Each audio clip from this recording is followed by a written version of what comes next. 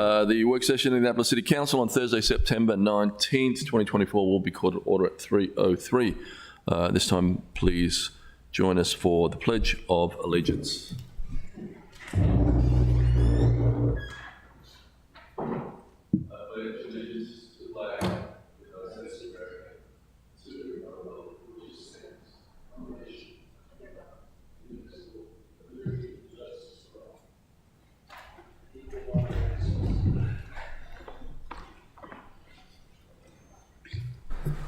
Mr. City Attorney, please present the item. Yes, sir. The first and only item on the list is presentations ID 14524, Draft Public Water Access Plan. Presenter, Chief of Comprehensive Planning, Eric Lashinsky.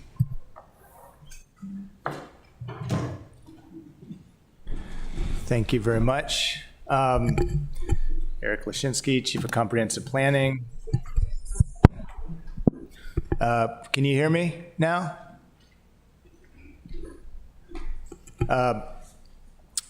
Well, we were initially looking to do this next month, and there were some scheduling issues, so I apologize that you don't have a copy of this draft public water access plan.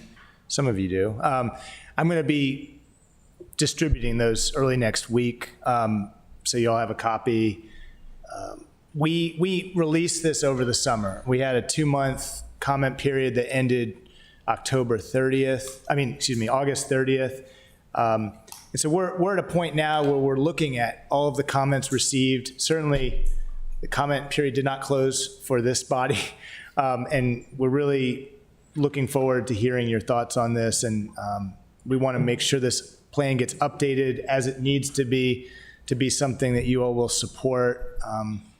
So the purpose of this presentation is just to really walk through what this plan is all about, some of the context, some of what we've heard in the comments that we received. We received a lot of comments. It's hundreds of comments on this from all over the city. Over 300. Yeah, over 300 comments. So we're going to talk about some of those towards the end of the presentation. We've been sharing this project through a website from the beginning. I'm going to just for people watching at home, I want to make sure that they'll understand what's on this. We have a video from the mayor promoting the plan. You click on that link, takes you to a PDF of the plan that you can download and print. It's a lot shorter than the comprehensive plan, so it's easier to print at home. We have this mapping tool that's in kind of beta form that we're also looking for comments on. And you keep scrolling down. We've made a comment log available. So the comment form that people were using looked like this. That's how we received most of the comments. All the comments we received, we put into a spreadsheet that we made available to the public to look at, so everybody could see what comments are being submitted, and we're kind of going through those now. We received some press over the last few months on this, even news coverage, TV coverage, live on location TV coverage. I was surprised by that. But we also share towards the bottom of this some precedents of other plans that we looked at from other places. It might seem odd to look at New York City's comprehensive waterfront plan, but a lot of what they're doing there is scalable. It's things that we could be doing here to make our waterfront more accessible. Not surprisingly, they're doing some very progressive things there. We've made some additions to the website in the last few days, including timeline, frequently asked questions, so forth. But that's going to just stay up for the coming months and as long as we need for this plan to eventually be adopted. And I want to start by talking about equity. This is, we've been calling this the Equitable Public Water Access Plan. This is obviously a theme that was big in our comprehensive plan for the first time among all the past comprehensive plans. This is a major theme that we're focusing on in all sort of sectors of the city. This is the definition we use in this plan. It's a little bit broader, a little bit more specific, I would say, than in the comprehensive plan. But You all are familiar with what we mean by equity. I would say public water access is an area of particular equity need because it has such an impact on our quality of life, our economy, our health, our ability to recreate in the city. We've been using this image in a lot of presentations just to basically make a point. And a lot of people aren't necessarily aware of it. We have so much waterfront, but a very small portion of it is actually unconditionally public, meaning you don't have to pay to use the waterfront like at a restaurant, or you don't have to ask permission from somebody. I think we could do better. I think there's a lot of reasons why we've ended up with a waterfront that looks like this. It's not all bad. I mean, certainly the marinas of the city are kind of the lifeblood of the city, and they've lent tremendous benefit to our economy, our character. But that's a large portion of our waterfront. We're dealing with climate issues, rising sea levels that flood various parts of the city, and that makes places unusable. So there's a range of challenges to making the waterfront more accessible, and it's not all just property related. There's a lot of causes. This heat map kind of shows where the density of water access exists today in terms of actually dedicated locations for public water access. Now, not all of these locations are perfectly usable. I mean, some are waterfront parks that just don't have great access to the water, but you can kind of see, where we have a lot of access is Spa Creek, portion of Back Creek. We have a little bit on College Creek that has become a major priority for us, and very little on Weems Creek. It's important to kind of drill down into the details of this because, I mean, at this sort of citywide level, you can kind of see there's quite a bit. It looks like Spa Creek is just full of public water access, but the map on the right shows a zoom in of Eastport, and it shows an area of Eastport that has become a big focus by a lot of folks at the city. You're all probably familiar with all the sites that are labeled here. This is a part of Eastport that has much less functional waterfront, public waterfront than other parts of Eastport, and there's a high concentration of people that are really wanting more access to the water, and so it's become a challenging site for us. We have the Hawkins Cove project is ultimately going to be a $2 million or slightly less maybe restoration of a really important water access site. It's an ongoing project that is going well, but we have the public boat ramp at Truxton Park that has its electrification current issues. And, I watched the presentation recently by the consultant and was sort of engrossed in how thorough that investigation was and how it kind of proved out that the risk is not what we thought it was. But still, there's a lot of questions about access there. We have the former boathouse at the bottom of Pump House Road behind the pool is a site that should be more active. And then the Wells Cove, has simmering legal disputes. So this just kind of points to why this area has been sort of getting a lot of attention and why you're hearing from constituents, I think, because it's just a gap in our network, I would say. That could have better access, and it will. But yeah, sure. This is definitely informal. So I agree with your point on Eastport, but we're not even focusing on the other side of Back Creek, Rob's side, and I think that's pretty well populated by private restrictions to the water, other than Moyer Park. No, you're absolutely right. I kind of just wanted to use this as one example, but you're right that looking at Back Creek, it's a different story. I mean, I could have pointed to that as well. I'm just glad I live in one of those, not one of those elitist neighborhoods like you guys live in, where there's no water access. You see on my side, it's all red. Right. And I'm going to talk about Murray Hill a little bit later because it's really one of the best examples of how this can be an important part of a neighborhood.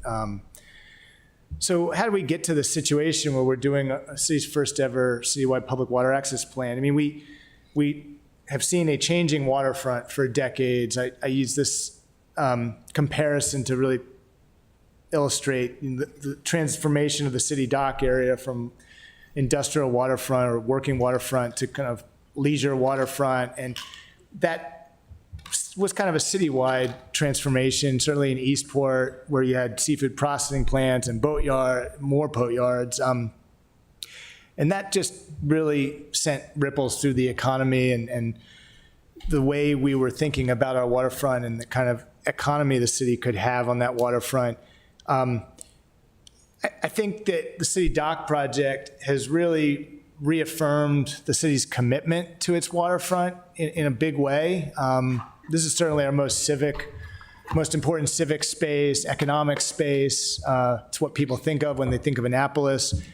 So this water access plan it's not focusing on the City Dock. That's a separate project. It's has its own timeline and is clearly a priority for us. We're really focusing on everything else outside of the City Dock. And a lot of these sites are small neighborhood sites where we could invest in improvements. Many are existing sites. We're also coming at a time kind of in the wake of past injustices in the city, segregation, whether official or not, economic segregation. This book written by an Annapolis resident many years ago kind of tells the story of that history, the Black story of Annapolis and kind of different experience of the waterfront. I found it to be pretty eye-opening, and the article on the right is an article from early 90s where gentrification was starting to happen, and you started to see this kind of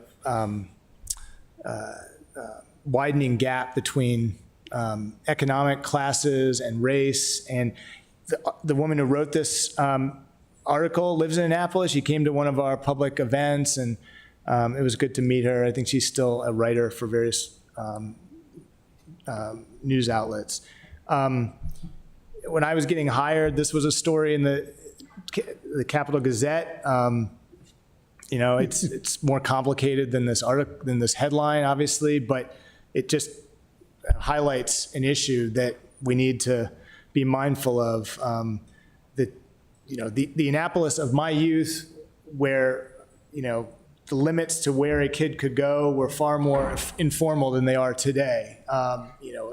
Seeming the attention to boundaries and property lines, and it's just gotten to a much more acute dimension, I think, in today's Annapolis. And so we need to be aware of that. It's an issue that has kind of limited water access that may have been informally understood in the past is not so much today.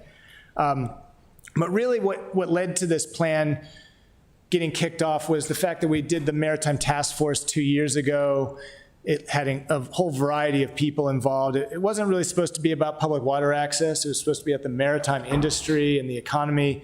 But inevitably, we talked about water access because so much of those maritime zones of the city have, I would say, underutilized public waterfront or areas that could be more utilized by the public and opportunities for partnerships with property owners. And so this map was part of that process, and this idea of outlining what would be in a public water access plan was discussed. And Wendy O'Sullivan from the National Park Service was on that task force, and she stepped up to offer funding for the plan, which ended up becoming 3 specific deliverables. One is a thorough needs assessment where we went through a site inventory of every existing public water access site in the city, including some that are privately owned, like the St. Luke's Nature Park and the St. John's Waterfront, which have kind of been informally used for generations. as public waterfront. We created the plan that we're talking about today, and then the web mapping tool, which is also kind of draft form right now. And so those are the three outcomes of the process. They're all available online on the website. Defining public water access was a big part of this. It's broad deliberately broad, I would say, in the definition, because we recognize that people have a whole variety of reasons to be on the waterfront. It's not just to get in the water, although that's what people usually think of with public water access. And we certainly don't want places to only be for viewing or walking along the waterfront. We do want to enable people to get in the water, and but there are sites that are on high bluffs above the creek where putting a stairway or ramp down to the water may not be practical or feasible. In those cases, an overlook makes a lot of sense. But we wanted to keep the options open for what public water access could be. Yeah.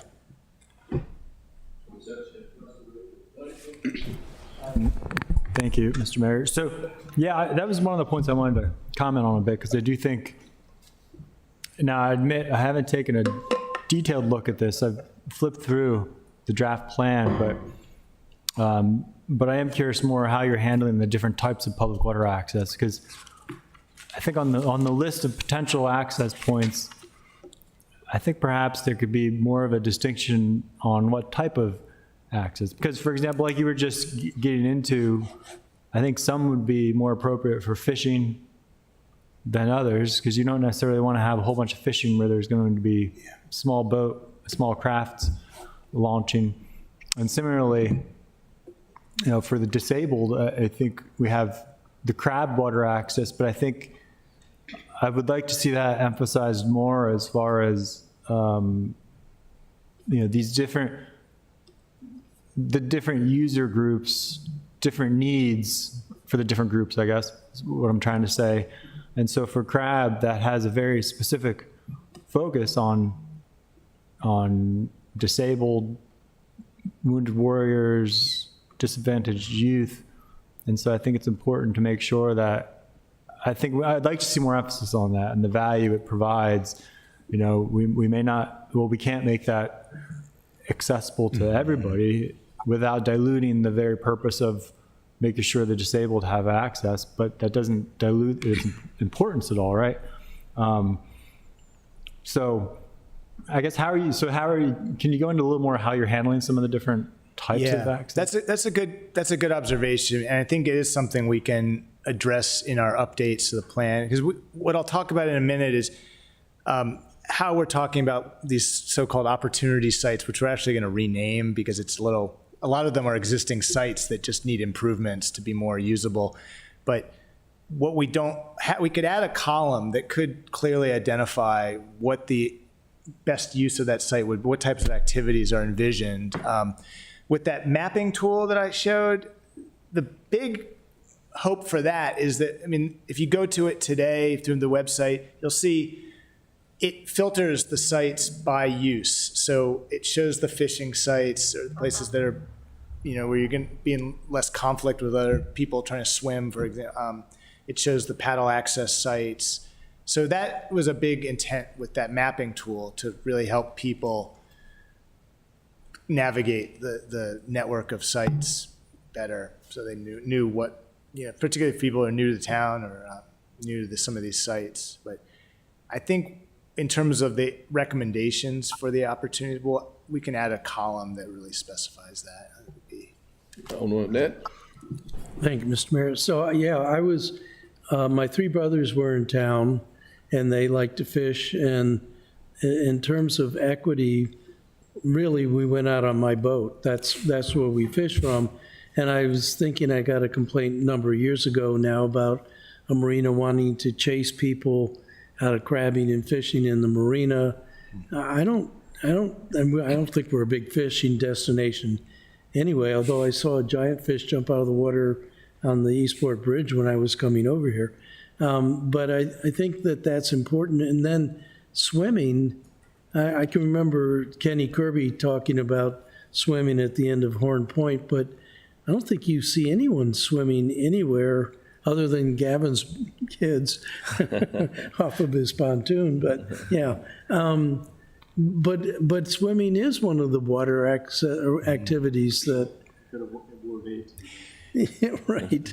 We actually signed on. There's a global movement to, particularly post-Olympics, which use the river Seine running through Paris for events. And there's a global movement for cities to make their waters clean enough to swim in. Baltimore has gotten a lot of attention. So I find it to be a really good way of communicating whether the water is clean enough. Is it swimmable? It's something that people can relate to, who might not want to get into the scientific metrics. But even though it's all going to kind of fall back on the water sampling that the testing is doing. But yeah, one of the articles that came out was, used a group of St. John students as kind of the feature. They were swimming off of Truxton Park. And I mean, it kind of made them out to be sort of rebels, but yeah, I mean, people have been swimming there for a long time.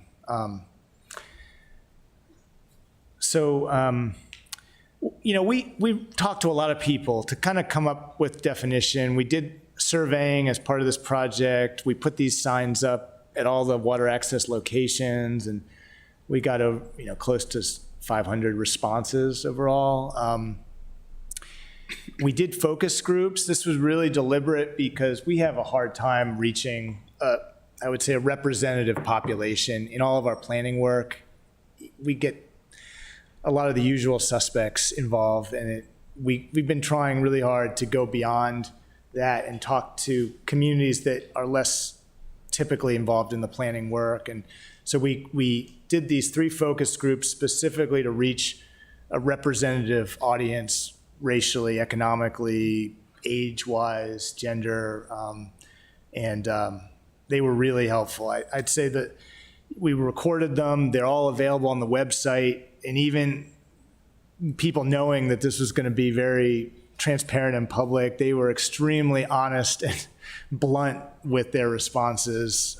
This is one example here that we tracked these focus groups through these Post-it notes online, and this is we heard over and again, just what the city could do to try to offset some of the pushback we get from communities that have, I would say, a lot of times misguided fears about what public waterfront will lead to. What's in this plan? I mean, these are the 5 things. This is actually the same stuff that was coming out of the Maritime Task Force. These 5 items became really the focus for the plan. First, understanding what we have today, and it was more challenging than I expected it to be. A lot of our sites have historically been managed by Public Works, not all of them by Recreation and Parks. I think in the future, they're all going to be Recreation and Parks, because frankly, some of them are so basic. It's just a bulkhead with a floating dock, and there might not even be a trash can or a sign. But we did this comprehensive inventory. We actually went to all the sites, and we had this criteria, and we looked at their conditions. We came up with opportunity sites, or both for new and improved sites. We have about 60 of these standards for what we actually end up calling goals. What are the goals? What does actually equitable public water access mean from a goal perspective? I'll talk about that in a second. We talk about program partnership initiatives. So city can't do this alone. I think the best sites in the city have some kind of built-in neighborhood stewardship model that we want to promote. And then alternative mobility initiatives on land and water means how can we get people to these sites without a car, ideally, because most of them don't really have much parking. And I think that mapping tool is also designed to help people realize if I go to this site, should I drive there, or should I bike there, should I walk there? let people know in advance that it may not be a great place to drive to. So if you look at the table of contents, this existing conditions piece, that really is referencing this other document that we did early on, this needs assessment, which is also on the website, but it's a separate, it's almost like an appendix to the plan. I talked about this already, but this is what it looked like when we did this needs assessment inventory. We actually went out to every single site. It was close to 40 sites with clipboards and a whole criteria of these 7 categories, and graded the sites and came up with a condition inventory. Here you're seeing representatives from the National Park Service and the Volpe Center, who is our consultant on the project. I should have mentioned them earlier. They were good to work with. We came up with data like this, indicators of how to get to these, from an equity perspective, how easy is it to get to some of these sites? Most are connected by sidewalks. That's the chart on the upper right. Public transit isn't really going to be the best way to get to a lot of these sites. Trails, not so much yet either. And then not much directional signage telling people where these sites are. I mean, I have to say, I didn't know most of these places before doing this project. And many of them are embedded in neighborhoods. And I think the reality is a lot of these sites are going to continue being neighborhood parks. Their majority of their visitors are going to be from the neighborhood around the site. The fact that it's public and accessible means that other people can use it if they so choose, but most of these sites are so small that they're not destination parks. They're not places that somebody's going to choose to go to from across town or from outside of Annapolis.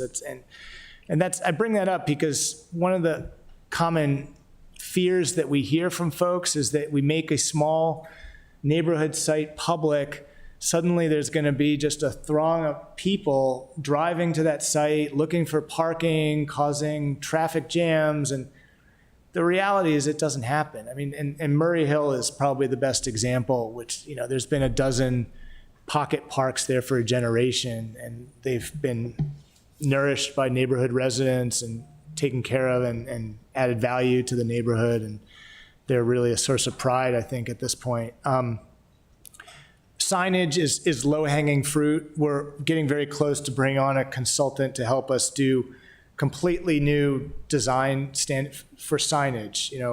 We want to identify these sites clearly, have consistent, updated signage that tells people clearly that it's public, what you can do here, who's managing it, what are the hours, have a map or a QR code that tells people they're part of a network.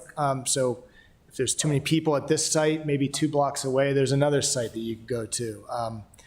And if you go to these sites today, it's just a whole wide range of signage over the years.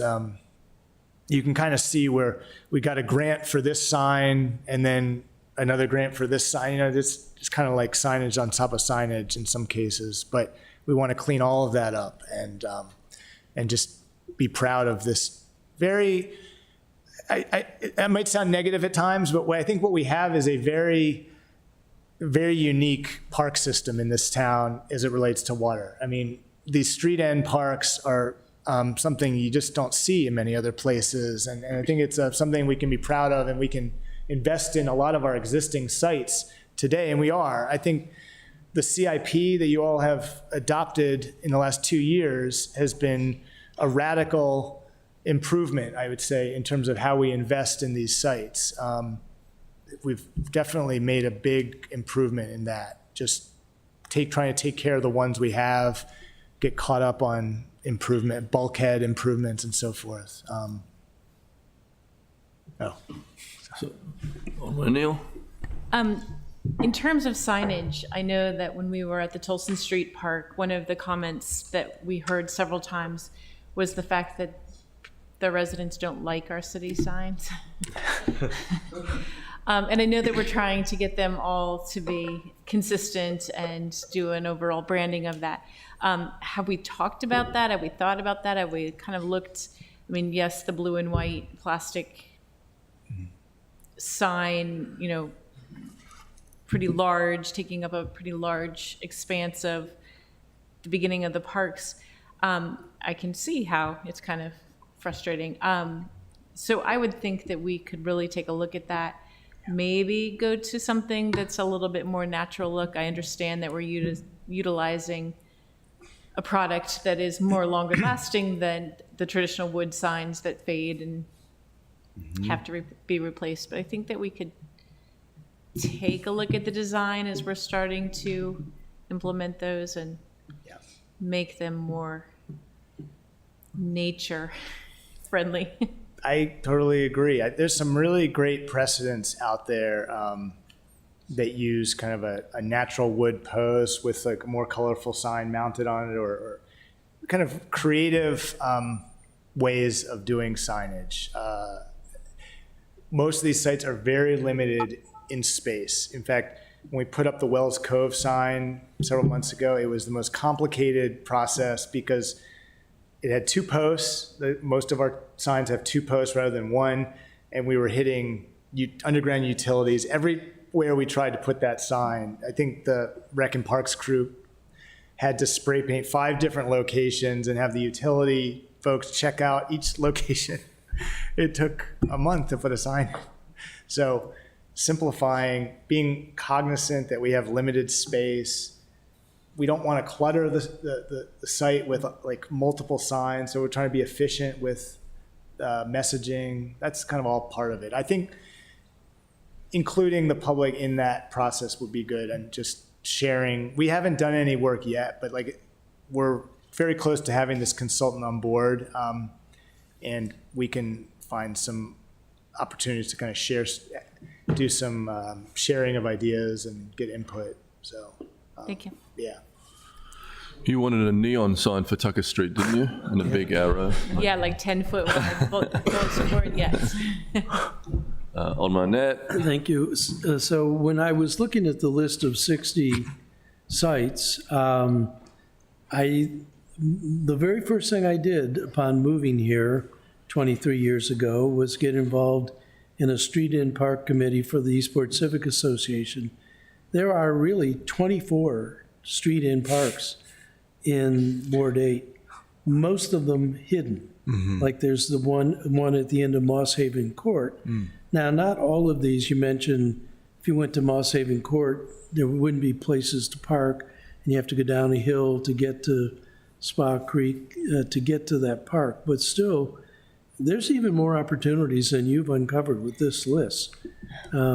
We had James Spencer, who was the city attorney at the time, try to track down what happened to a number of these parks. But virtually every street in since Ward 8's a peninsula on both sides was a street in park, a lot of which have sort of been disappeared. Yeah, it's frankly it's exhausting trying to make sure they stay public. Or there are many that have sort of vague title to them, and agreements that were made, or people think that they're public or they're not, and I think we're trying to provide some more clarity here. That's really the goal. There's no questions anymore, but it's definitely a process. Let's see. So really the bulk of the plan is opportunity sites, goals for equitable public water access, the alternative mobility, the program partnerships, and then we have an action plan. Try to get through this. Existing sites, we do this inventory. You're probably familiar with most of these. We organize them by creek shed. So each symbol has a reference to the creek that it's on. There's 44 sites. Some of these are privately owned, but definitely intended for public use. And again, not all of them have the kind of access to the water that we want them to have. We're working on that, but today some of them might just be a view to the water where we want to have a ramp down to a floating dock and create that. And then the opportunity sites, 60 of them, but we're going to probably change these to be called new or improved sites or something like that, because it's been confusing to folks. They think the opportunity sites are all new sites that don't exist today. Reality is many of them, probably maybe 40 of these 60 sites, I think, are existing sites of some level of public ownership, but have some real need for improvement. And there's some ones in here that might surprise you, but we really tried to look broadly at opportunities across the city, particularly in places where we have gaps today. We provide recommendations for all of these opportunity sites based on the creek watershed that they're on. So you can see here, Severn River opportunity sites are those ones that are sort of outside of our creeks, along the tip of Eastport, for example, or Elktonia Cars Beach is another one. Weems Creek here on the right. We divide into existing and new to kind of give a sense of organizing that way. And this is where we can add a column about what's the intended use once this improvement is made. 26 of those opportunity sites are actually in some form of improvement, right, either in a design phase, planning, design, or construction. This is a sampling of those sites that we're actively working on today that are all in the CIP. And, I'd say some of these are going to be breaking ground very soon. Robert Eads Park is behind schedule. I think that one should have been started by now, and I'm hopeful that it will be breaking ground pretty soon. The master plan for cars at Elktonia Cars Beach just kicked off this week internally, and so there's going to be some public events around that. We're doing a lot on all of these have active kind of public events related to them, I think. So we also prioritized a couple of sites on College Creek and Weems Creek because those are really the two creeks that have the least public water access today. And so we've been doing these community planning sessions that have been very well attended. And we have a great consultant working with us on these. And these are just two sites that I think we can move on in the short term to make improvements. They're very different sites, I would say, but they both have opportunities for environmental enhancement, not just public water access, but water quality improvements. Northwest Street, for example, is at the end of a long street bordered by two cemeteries that is rarely used by cars. And we could take up some of that asphalt and make it more pervious and kind of a green street, and that's been talked about. And then Tolson is, the neighborhood consensus is that this is an opportunity for a nature park. It's what it is today. It has a natural surface path, and we're really trying to not mess it up. It's what we're going to be doing there is much more nuanced and trying to just make it easier to use. And it has a very healthy marsh at the end of it. Let's see, sorry. I'll take a moment to talk about this. This part of the plan has been very confusing to a lot of the people who have read the plan, and I want to clarify where this came from. This is a separate section called privately owned sites within the opportunity sites section, and we agonized over whether to include these sites in the plan. In fact, we looked at quite a few other sites and trying to determine if and how to include these sites. These are 10 sites that the city does not own today, nor any other public entity. In some cases, maybe a nonprofit or a church owns, a Naval Academy might own one of them. But here's where we came from. The goal of this plan is an equitable public waterfront. We can't get there without thinking broadly and creatively about where some new water access could be, where it could exist. We looked at places where there are gaps in the park system today. We looked at opportunities to connect existing public sites or expand existing public sites. For example, the Naval Academy's Esplanade connects directly to the city dock, and we've been talking about that for years. It's something that could be a reality, maybe. There's a church on College Creek, Calvary United, that's right next to a Anne Arundel County Public School property that's could create a trail connection around College Creek.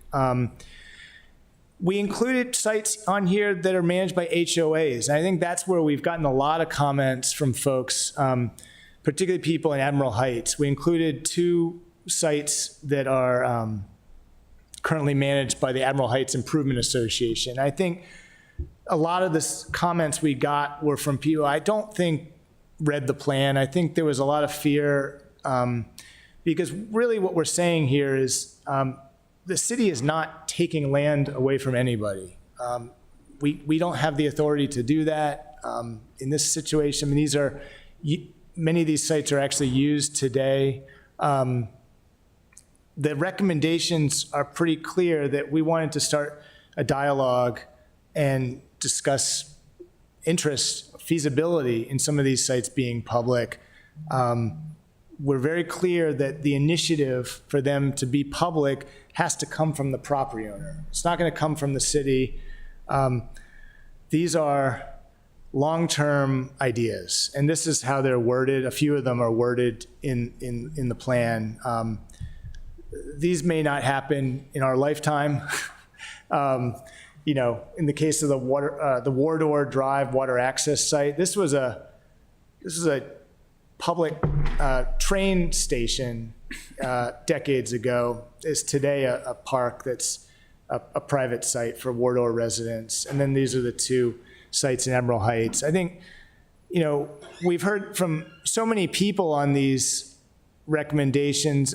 You know, we really want to clarify that nothing is changing on these sites. And it's really just about having the conversation. And, you know, from a planning perspective, you know, I think admittedly we have the benefit of being able to like step back and sort of look at the big picture. We're not emotionally connected to these sites as some residents might be.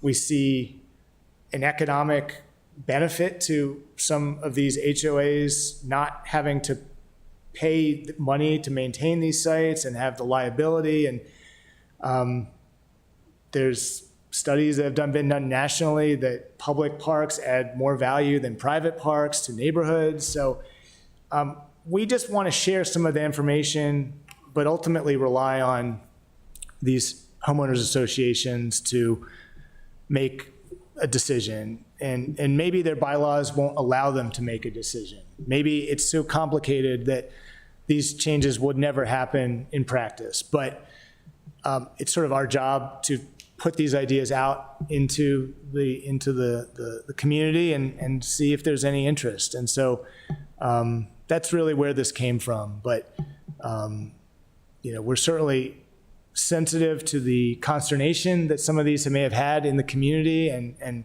that was not our intent. And really, we just want to have a thoughtful conversation. So, and it's all being driven by an interest, a citywide goal of equitable public water access. So that's my message on that. But I'm happy to obviously take questions on those. You know, and that's a good segue into this programs and partnerships. I mean, we work with a lot of community organizations already to help manage these sites. So in Murray Hill, you know, there's a Murray Hill Association, there's the Spa Creek Conservancy. I mean, there's any number of organizations that help us manage these sites today. We want to encourage that. We've missed a few organizations, as we learned at some of our meetings. We wanted to create a comprehensive list of all of the associations, businesses, public partners that we can work with to improve water access. And so we're still going to look for suggestions on if you look at the plan that I'll be sending, we list a lot of different partners, and we want to make sure we're thorough on that list. We already have several that we need to add. And then alternative mobility, we identify a lot of active projects that are already happening and some that we want to expand on. Certainly ferry service is something that is talked about a lot right now, and we want to encourage that, and connections between Annapolis and other places. And so that fits into here. And then just finally, we talked about, goals for public water access. It comes down to 6 categories. It's accessibility, community-focused, connectivity, resilient design, equity, and policy. And these are just, we felt that we can't have truly accessible public waterfront unless we've really addressing it from these 6 goals. And so we have recommendations in each of these categories. All right, this is the last section. Thanks for your patience getting through this. This is really just about the public process that we wrapped up recently. We did 2 public events in July, late June and July. We had an outpouring of participation. They were both at Pip Moyer. One had 45 attendees, one had 72 attendees. We also showed up as a pop-up at the Community Fun Day at Pip Moyer and reached more people there. We got comments, a range of comments at these events, and I'll put all of those into our comment log. Here are some of the metrics that Casey put together. 355 formal comments through all means of submitting comments. 130 residents at those 2 events I mentioned. 6 organizations in the city submitted letters as sort of a form of public comment, and those are available on the comment log. 20% of the comments, 72 comments, came directly from Admiral Heights residents. And then we got 255 comments through the online survey, through the website over 2 months. We've done kind of preliminary assessment of those comments. We're going to look at them further, but as of now, around 15% or so, I think, are going to lead to specific comments in the plan. There are many that are addressing things that are already in the plan or outside the scope of the plan. That's kind of what this large, what this green area is, or things that we really can't, are just beyond the scope. Actually, I should say, Pindell Charles just had a question. Yeah. Thank you, Mr. Mayor. Like we did with CNI, we had youth involvement. Have we had youth involvement with these comments, and what did that glean? we reached some youth at the Community Fun Day, which was a very family-oriented event, but we didn't do a specific event to youth. It's not too late, and we could do that. It's a good idea. It worked out great for CNI. You're right. Yeah. Now, I'd say they are underrepresented in these comments right now. But the majority of them came through the online survey, 77% of them. So that was the primary means that people submitted comments. And some people sent us emails, and we asked them to submit through the survey so we could track their comments better. These are some of the initial takeaways where we had multiple comments on these topics. A lot of people have this recommendation that the city should focus on our existing sites before we look at new sites. And the response to that is really, we are. I mean, we are doing that. I mean, that's certainly a big part of our CIP is to focus on the sites that we already control and make sure those are as great as can be. But if we're actually trying to improve access, it's it's not something we can only focus on our existing sites. We do have to continuously look at opportunities to expand access. We're going to look at clearer language, particularly around property rights issues, and make sure that people can be comforted that there's no effort to do a taking within this plan. The mapping tool could be simpler to use. We're looking at that. Wildlife, our wildlife habitat issues are certainly part of this and could be better addressed. But and then the partnerships. We want to make sure we're as thorough as possible on those and make sure we address the partnerships that already exist in that section. So yeah, I kind of got into some of this, but these are the ways we're going to try to address some of these comments already. This is just kind of an initial take on the sort of updates that you can expect to see in this plan. And I think I pretty much talked about most of these. We didn't include any of the surrounding sites. I think that's something we probably should do because we did do the analysis to know like where the county parks. Quiet Waters is probably our most popular waterfront park. It's not city owned, but so I think we want to be more cognizant and communicate that even though this plan is mostly focused on the city sites, things that the city can improve, I think we're going to add some information about surrounding sites. And then, yeah, I think that's, most of what we talked about. And then this is the last slide. This is a best case scenario of how we see this unfolding, towards an adoption of a plan. I mean, certainly we won't be pushing for adoption of a plan that you all are not comfortable with. But the most optimistic scenario is that we are able to update this plan by late October and sort of release an updated draft and do a few more events to share those updates with the public in late October, early November.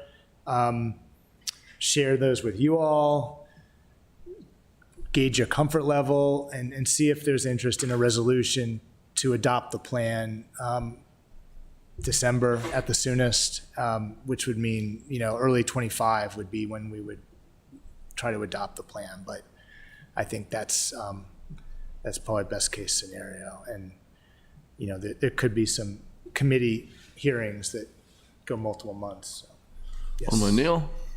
Thank you very much. I just have a quick question about the plan. So I know in the comprehensive plan, it's a 10-year outlook, 15-year outlook? 20. 20-year outlook. We're supposed to update it every 10 years, but it's looking 20 years into the future. And maybe I've seen it, but is there a number of year outlook on the water? For this, we're saying 20 years too, but realistically, it's probably going to be beyond that. I think some of these are there's some recommendations in here that are going to be hard to do even in that long time, because I think some of them will wait.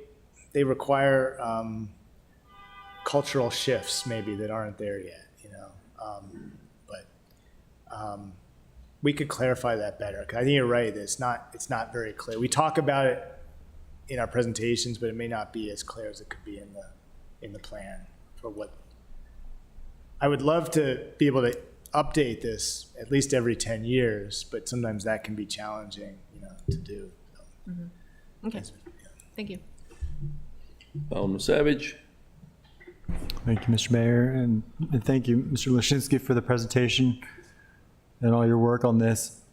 It's an incredible amount of progress, I think, compared to where the city's been in the past. And I really look forward to seeing how we can get this implemented. A couple comments. I like as far as the concerns you're getting from some of the public, I like how you're addressing them. I think it's a really good point as far as these aren't, and personally, I don't think these are destination, most of them access points, except for Crab, because that just like, you know, an ADA handicap parking spot, it caters to a specific populace. But most of them are not, and maybe for some of the fishing, you have people, destination for some of that, but generally I see these as more of serving the nearby adjacent communities.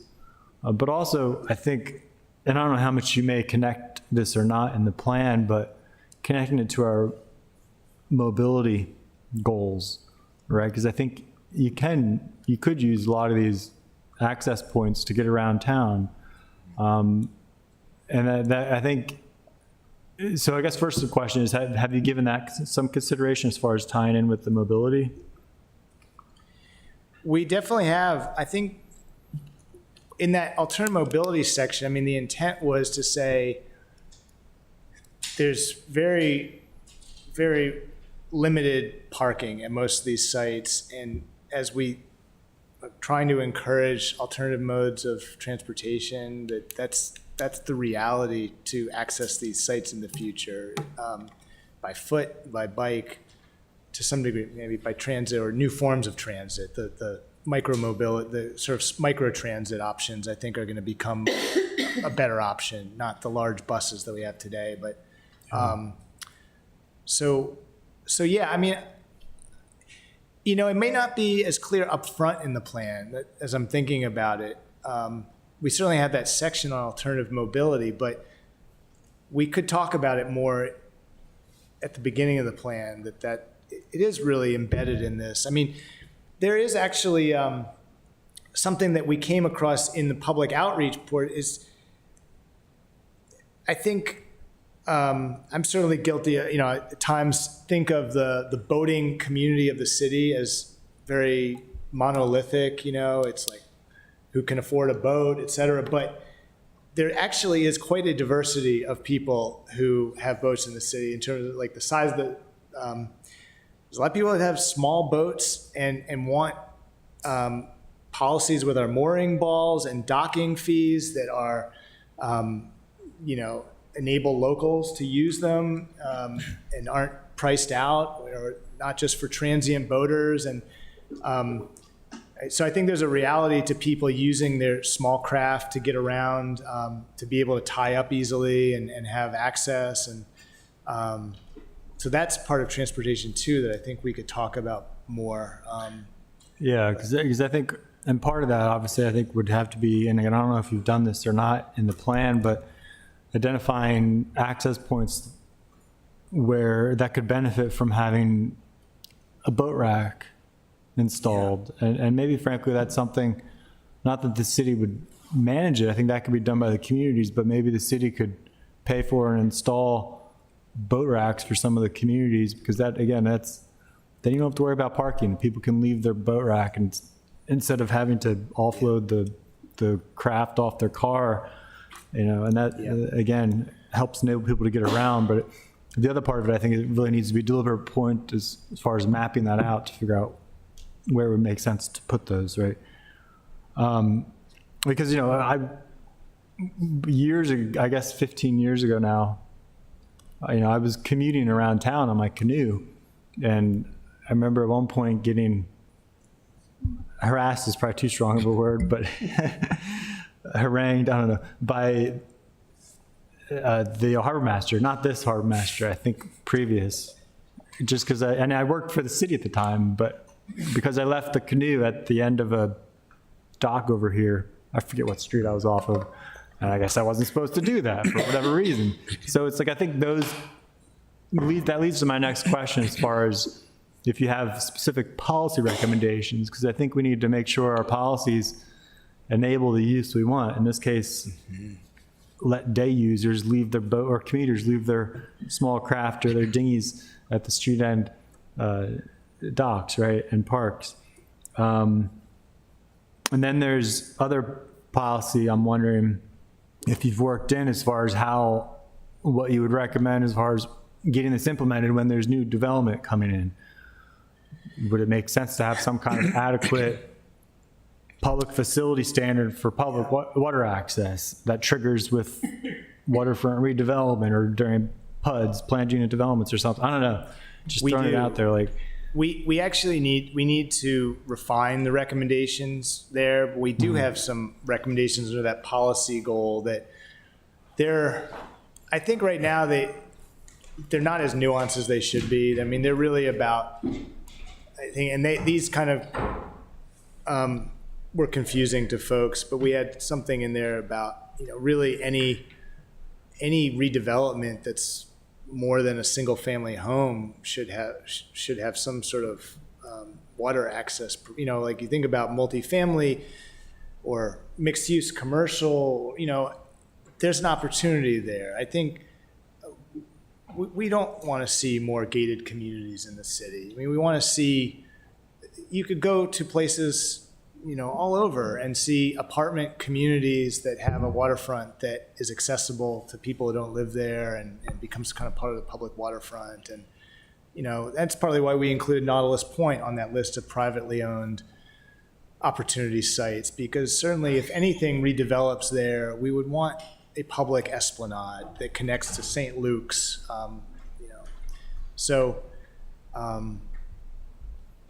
we need to refine that, but I think it might be part of adequate public facilities. That might be the best way to do it. Certainly one way, and I think another thing to add to your list, I suppose, what you just mentioned as far as fences or gated communities, maybe we want to have a specific, but basically we need to enable plan and zoning somehow to be able to just say, no, we're not going to approve this for this waterfront redevelopment because it's, I don't know, we've identified potential water access here, right? And it's not going to, so, because I don't know how much ability the department has right now to reject a fence on that basis, right? Not much. I mean, I don't think. Yeah. The other policy to throw out there would be, and again, I think it's good to have these listed in this report in some fashion so we can keep track, but would be making sure we are properly recording easements. Because I know we had the whole Wells Cove issue, but my understanding is there are a number of projects where, frankly, not just water access, but conservation easements were not properly recorded. That strikes me as more of an internal policy change than external, but that's a huge one. You're absolutely right. And then let's see, other thing mentioned, I like the whole swimming idea. I hadn't thought of that. And, it makes me think my community, we have our access. It's just a dirt path, but there's when I moved there, 14 years ago, there was a rope hanging from a tree. I was like, what are you going to do? Jump out in the mud? Because it goes between like a mud flat and a foot of water. And, it'd be interesting because if we did, maybe it's not outside the realm of possibility, but if we identified some areas for swimming holes, maybe we want to dredge to make it more. Because frankly, whenever we go swim, we go over to Eastport and swim out front of Watergate, Nautilus Point, whatever it is now, just because it's a nice place to do it. I don't know what I think that's. Oh, the equity point, again, very important because I've told this story before, but I had two young boys in elementary school who had the police called on them just because they were looking for a place to fish. And it's a tragedy that they don't have access, they weren't able to walk to a place to do that. So in some instances, I think we may want to be more, frankly, forceful with private property owners as far as giving us easements on the equity angle. That's all. Thank you very much for your work. Alderman Arnett. Alderman Finlayson, did you have your hand up? Or? No? Okay, Alderman Arnett. So I think, thank you for this. I think we have some pretty exciting kinds of development that we'll need to think about a little bit more. We have the WE, so we're talking about that. But on the water, I think we're trying to figure out how we get people to walk all along the city dock area. And then if we do pull off this thing with St. Luke's and Nautilus Point, there is some parking availability there, but that's another reason why I actually support the e-ferry with the focus on people being able to bring their bicycle. So they may be able to get on the ferry at some access point and come over to the wonderful Back Creek area over there in Ward 8 around Nautilus Point and be able to bicycle and then maybe pick up the ferry at another point after they've had their time going along the water. But we'll have to be thinking about how we intermix cycling and pedestrian. But there are some beautiful, beautiful water vistas. I'll claim a lot of them in Ward 8 because we're a peninsula. But being able to have people get out of their car and actually get down to the water and walk or bicycle, I think is a pretty exciting prospect. I have been working with the attorney for Nautilus Point, and I think we may be coming up with some legislation ideas about incorporating that into the WME and defining the public use there. But Watergate or Nautilus Point has its own parking issues, and that's why if we could get people to these walkways by bicycle or even by e-ferry, that would take that parking issue out of the picture. But Sure. Just to pick up on that, I did want to talk about access from the water. So we're all talking about water access, but access from the water, and with the great opportunity that the shallow draft e-ferry that we're about to build that could cut across the shallows to Back Creek and come around from other sections gives us a great opportunity. And we know people come from outside the city on 17-foot boats to City Dock because that boat is, easier to come across the Severn than on a 12-foot or a 13-foot boat. And I think, there should be an opportunity to come on a boat like that to the Maritime Museum or to Ellen Moyer Park or to some of the other assets at Truxton Park and tie up and do a hike or tie up and roll your bike off and go to some of these things that we've talked about. So I'd hope we could put some of that in the plan as well. So access from the water, I think, is something that we need to talk about because there's so many great things to go and see here, and that'll give us a bit of more of a regional reach. Alderman Savage. Oh, sorry. Let's get Alderman Finlayson. Thank you, Mr. Mayor. I'd like to just say thank you to Mr. Lashinsky for his report. I am particularly interested in the swimming aspect and the access to the ability to swim. Growing up in Eastport, when I was a kid living on 2nd Street, you could walk 2 blocks in 2 directions and you'd be on the beach. And that was a major source of entertainment for young people.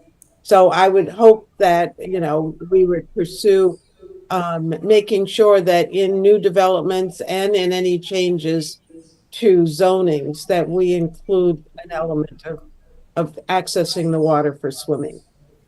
So, thank you. Thank you for that. Appreciate it. Alderman Pindell Charles. Sorry. I got you. Yeah, Alderman Pindell. Thank you, Mr. Mayor. I'll confess I have not been there, and it's in my ward, but Church Creek, is that one of the privately owned, or I'm not No, sure. I've never well, been back there. It's combination. So there's some interesting opportunities there. There's the there's an existing, I think, publicly owned. There's a service road that goes to kind of a pump house off behind the Allen Apartments, and if you go back there, it's actually quite nice. I mean, from a nature perspective.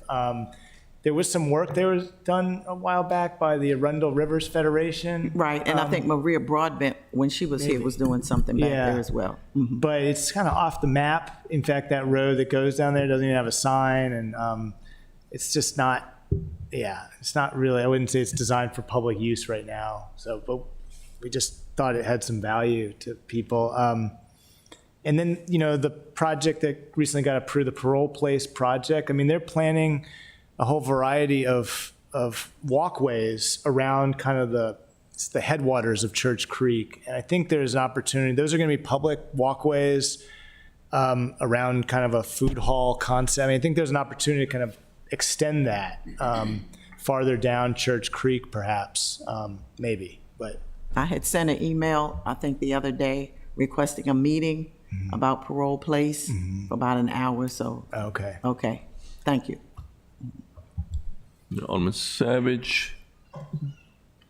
So yeah, just on maybe think of Cars Beach, and thinking that through a little bit, that is going to be a unique access point, right? First access for Bay residents, for Annapolis residents to the Bay, at least in Annapolis, right? That's our first access, and so I think that will be a draw once it gets fully, realized. So, I don't know again how much you're talking about that in the plan, but I think that could need some.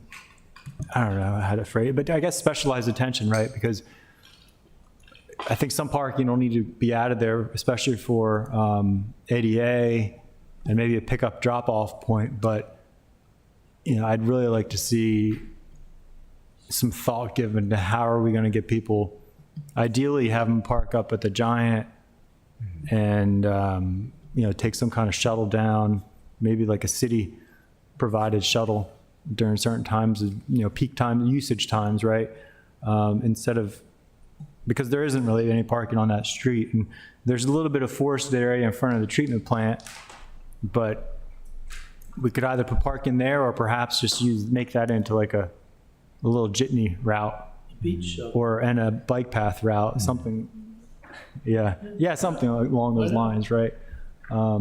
Anyway, just thinking more about that mobility end of things. That's one of those, there's several projects that are so active or high profile and have their own process, right? That we didn't really get too far into them. Like that one, the work is just starting on that. I mean, there was an internal kickoff this week, and it's very exciting. I think that the folks that are involved are just knockout team that I think are going to be looking at that specific topic because they're pretty cognizant of the popularity it's going to have, and they want it to be a destination. And Well, please I'll communicate. include me in that Yeah. stuff more, because my constituents are going to be asking a lot about it, and I don't want to tell them I have no idea what's going on.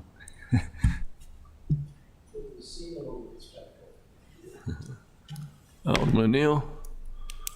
Thank you very much. Two questions. One is about Northwest Street Park. And I know that when we met over there, there was a lot of opportunity discussion. And knowing that St. Anne's is just opening up their memory garden very near there, are we talking about partnerships possibly with them, having access to that from Northwest Park, which would be some more signage needed, I think, but I think that would be a nice community partnership that I didn't necessarily see on the list of possible partnerships. Yeah, they should definitely be in there. They may, if they're not, we definitely have to add them because that. They may, I just didn't see it, so. At that meeting we had in July for Northwest Street, they were a big presence, and I think they are definitely wanting to encourage more active use of that Northwest Street Park and be a partner there. And some of their church members are active with the Stanton Center, and it's just down the street. And connecting to that garden you're talking about, we haven't talked about that, but that's a good point because. They're doing the ribbon cutting, I think, on Sunday. Yeah, right. I heard it's coming up. I think it's Sunday afternoon. But I think it would just be a great partnership to incorporate, and it would probably bring more users to the park as well. And then my other comment is not that the stadium is waterfront except for when it rains really hard and the path gets overflowed with water. But working with the NAAA and what's known as the Friends of the Stadium Path, we just replaced the signage along the path. There's 4 signs. One talks about native plantings, one talks about trees, one talks about ivy removal. So I'm going to throw that out there while it's not a waterfront access. People interested in parks should walk around. We're getting ready. We're in the process of installing 2 more, so there'll be a total of 6 eventually. But they look really great. They're 18 by 24. They're on a metal base, metal fabricated signage that is along the pathway. Thanks for the tip. I'll check those out. That could be a good precedent for. We should add Naval Academy Athletic Association as a partner if they're not on our list too, because True. yeah.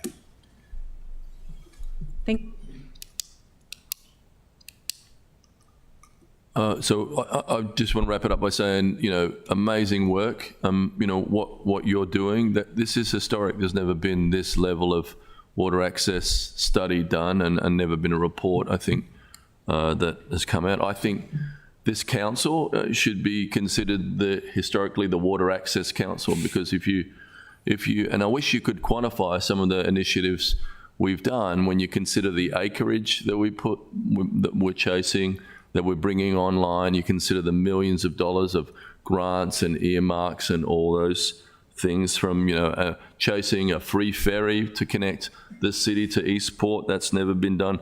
The new pool is water access that we've never talked about. The Waterworks Park Dam access, that's another version of water access.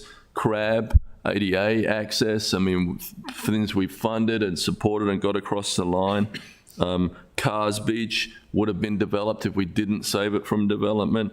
Gateway Park, 2 pieces of property that don't belong to the city, but we've spearheaded that park, and there'll be a great Gateway Park when you come into the city with great vistas. The College Creek Connector will be beautiful water access, a boardwalk on College Creek connecting out to the B&A Trail. Robert Eads Park, that was a really, desolate design, and it's going to be something beautiful soon. We will dredge Hawkins Cove, and we'll make a true boardwalk connection between Eastport and Truxton Park. So, I think that this council and the teams that we have in the city really have led the way and really prioritize water access, and I think we should all really be proud of that. We all know our wards so well, and that we've driven some great plans that are about to come online, and really considering that so much of our waterfront is private, I really think that we're doing everything we can to maximize the property that we have left and even expand the property that I have. So I just want to thank this city council for all their hard work, and you guys are doing amazing work and just makes the city an even better place to live in. So thank you.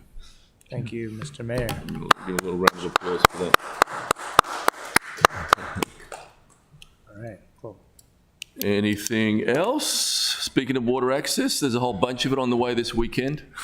So the flooding coming up this weekend, we're expecting 3.6, so get out your boots and your kayaks. City Dock will potentially be inundated. A lot of the NOAA reports that we've been using have been not quite right, and we've got more water than we were prepared for, so we have to be prepared for that again this weekend. But and the timing is tricky this weekend because it will be in the evening, and so potentially people that are out downtown during that time could be affected. So just want to put that out there for good order. Anybody else got anything for good order?